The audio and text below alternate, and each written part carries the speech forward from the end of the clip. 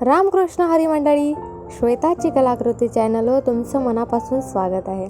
आज मी बनवणार आहे विना शिलाई मशीनने घरच्या घरी आपल्या हाताने शिवून बनवलेला आपल्या आदिमाया आदिशक्ती असलेल्या आपल्या रखुमाईला सुंदर असा ड्रेस। नमन तुला आदिमाये विश्वमोहिनी रखुमाई, विठोबाची प्रियतमा तू आम्हा लेकरांची आई। निरोप माझा विठ्ठलाला सांग ना तू देशील का, होऊन सुखाची पहाट विठ्ठला संगे तू येशील का। विठुरायाच्या पाठी मागे खंबीर उभी तू असतेस, उपमाच नाही दुसरी कुठली इतकी सुंदर गालात असतेस। दुःख निराशेच्या काळोखात चाचपडते आज तुझं बाळ, तूच दे आई तुझ्या लेकराला प्रेम वात्सल्याचा लढीवाळ। जय जय विठ्ठला रखुमाई। मंडळी, मी इथे घेतला आहे हिरव्या रंगाचा ब्लाऊज पीस। तुम्ही कोणत्याही रंगाचा कोणत्याही डिझाईनचा तुमच्या इच्छेनुसार कपडा घेऊ शकता आणि त्याचबरोबर एक गोल्डन कलरची मी लेस घेतलेली आहे। इथे मी कपड्याचा माप किती घेतलेला आहे हे सांगितलं नाही आहे, कारण तुमच्या घरी जर मोठी मूर्ती असेल तर त्याची उंची बघून कमरेपासून खाली कपडा तुम्ही मोजून त्याप्रमाणे तुम्ही ड्रेस शिवू शकता। आज स्पेशली नवरात्रीसाठी मी हा रखुमाईसाठी ड्रेस शिवत आहे। जर तुम्हाला विठ्ठलाचाही ड्रेसचा व्हिडिओ पाहिजे असेल तर कमेंट करून मला नक्की सांगा। अशाच वेगवेगळ्या आणि छान छान डिझाईनचे ड्रेसेस रखुमाई आणि विठ्ठल यांचे वस्त्रांचे व्हिडिओ मी घेऊन येणार आहे। त्यासाठी चॅनलला सबस्क्राईब केलं नसेल तर लगेच सबस्क्राईब करून घ्या आणि त्या साईडचं बेल आयकॉन दाबायला विसरू नका, कारण जेव्हा मी व्हिडिओ अपलोड करेल त्याचं नोटिफिकेशन तुमच्याकडे येईल आणि तुम्हाला कळेल की मी कधी व्हिडिओ अपलोड केला आहे ते।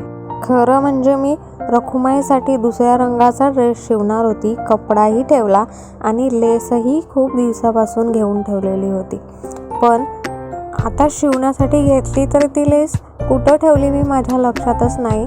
खूप शोधलं मी तरी मिळाली नाही।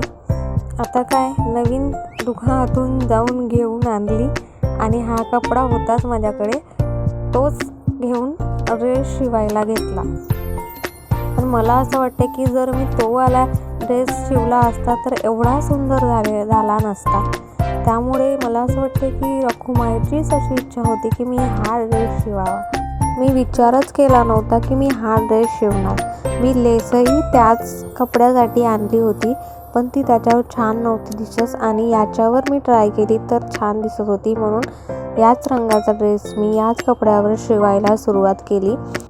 पण शिवता शिवता जसा तो ड्रेस बनत गेला तसं माझ्या लक्षात आलं की जर मी तो ड्रेस शिवला असता तर इतका सुंदर तो झाला नसता जेवढा हा सुंदर ड्रेस झालेला आहे।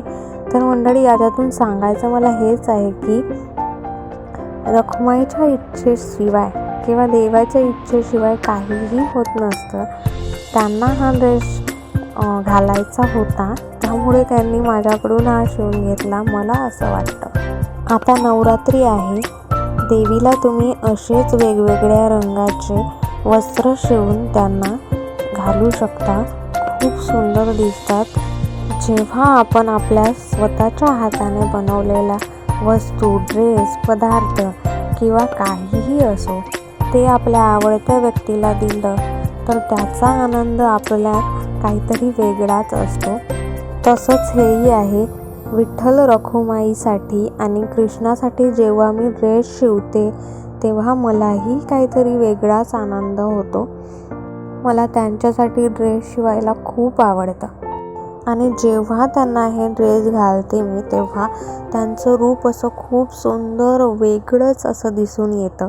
तर मंडळी, तुम्हीही तुमच्या विठ्ठल रखुमाईला असे छान छान ड्रेस शिवत असाल तर त्याचे फोटो माझ्या इंस्टाग्राम ID-ला श्वेताची कलाकृती असं माझ्या इंस्टा ID-चं नाव आहे, तिथे तुम्ही मला फोटोज पाठवू शकता, मला बघायला नक्की आवडेल। आजचा व्हिडिओ कसा वाटला तर पुन्हा भेटूया अशाच नवीन व्हिडिओसोबत। तोपर्यंत रामकृष्ण हरी।